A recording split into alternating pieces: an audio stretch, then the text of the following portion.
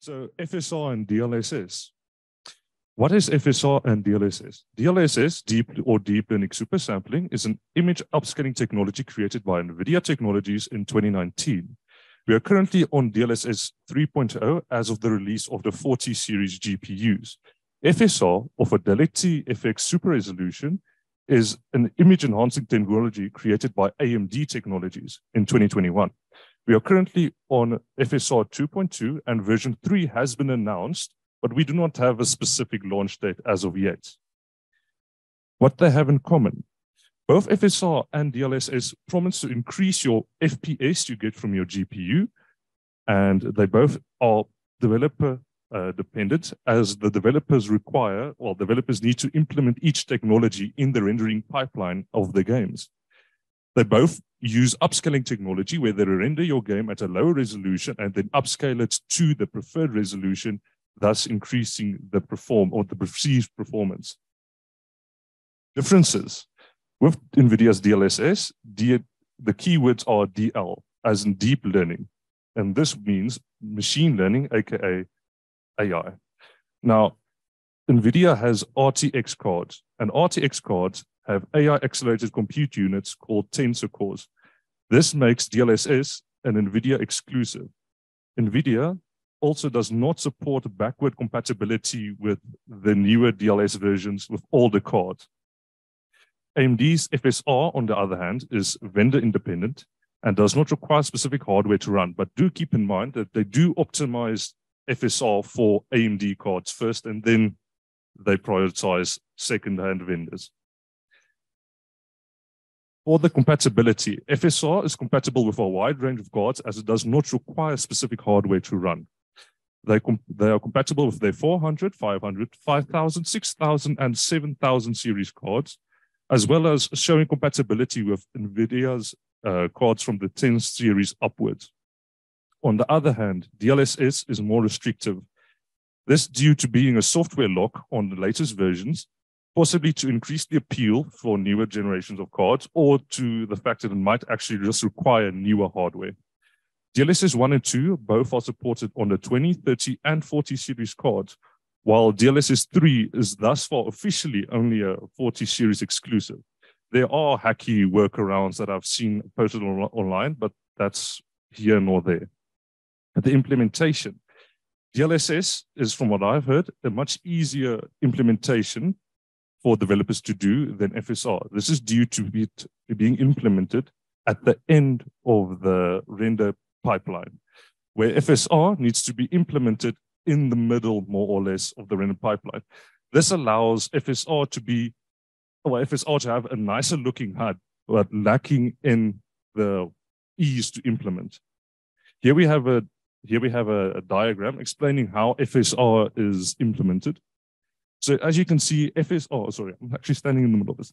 As you can see, FSR is only implemented in the middle. So the part here is rendered at a lower resolution. This is, for example, if you're rendering, I think, a 2K resolution image or 2K resolution game, this should be rendered at, if you're using, I think, performance mode, this should be at 720p or something like that.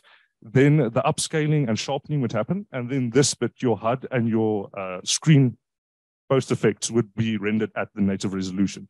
This keeps text sharp and the HUD looking good while having the performance. But this is why it's more complex, because now the developers have to keep in mind that this is a low resolution, while the final product needs to also be overlaid with a high resolution. Why do we care about these technologies?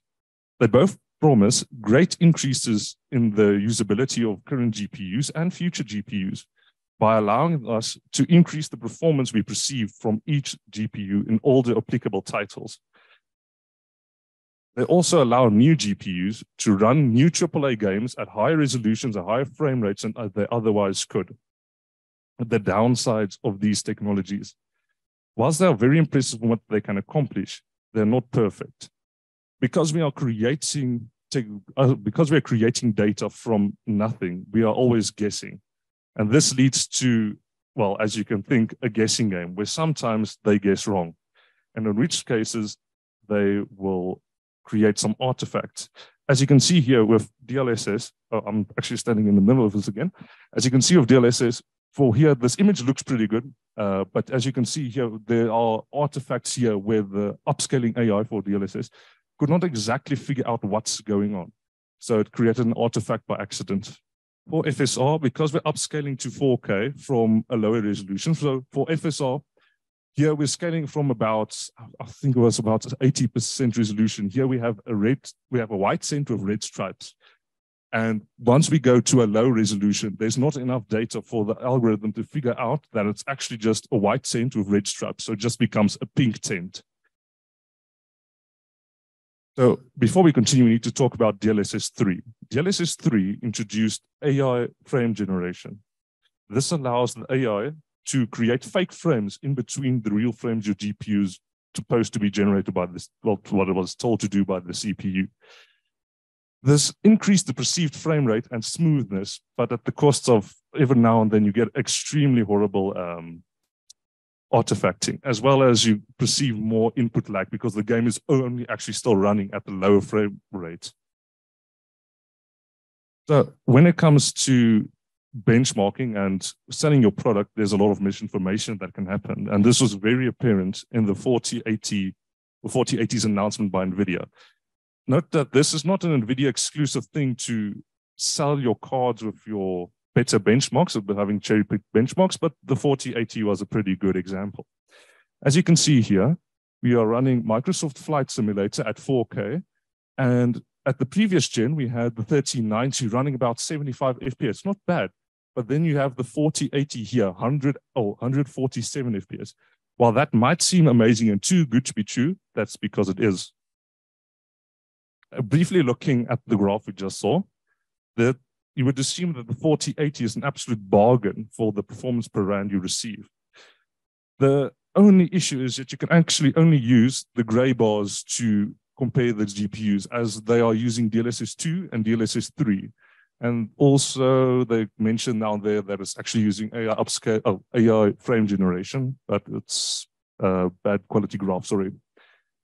So because we can only use the gray bars, we can actually see that the 4080 is only about 20% better than the 3090 Ti, whilst costing about the same. Now, for customers, this might have, if they quickly only look at the graph, they might have wanted to buy the new GPU. If they already had an older GPU, that would have been a complete waste of money, in my opinion. So what NVIDIA has done is with DLSS 3, DLSS 3 generates frames, but it only generates frames if the GPU is not currently being utilized to 100%.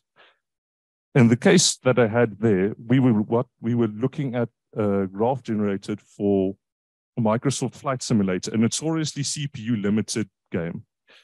This meant our GPU utilization was not actually at 100%. So this here, our 3090 Ti was actually more or less probably about 80% utilization, where the 4080 would have been at about close to 100% utilization around about here.